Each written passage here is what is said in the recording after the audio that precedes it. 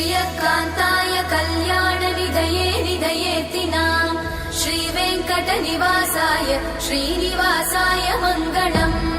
लक्ष्मी सविभ्रमालोक सुभ्रूविभ्रमचक्षुषे चक्षुषे सर्वलोकानां वेङ्कटेशाय मङ्गलम् श्रीवेङ्कटाद्रिशृङ्गाग्रमङ्गलाभरणाङ्गये मङ्गलानां निवासाय श्रीनिवासाय मङ्गलम् सर्वावयव सौन्दर्य सम्पदा सर्वचेतसां सदा सम्मोहनायास्तु वेङ्कटेशाय मङ्गलम्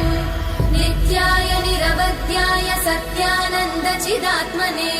सर्वान्तरात्मने श्रीमद् वेङ्कटेशाय मङ्गलम् स्वतः सर्वविदे सर्वशक्तये सर्वशेषिने सुलभाय सुशीलाय वेङ्कटेशाय मङ्गलम्।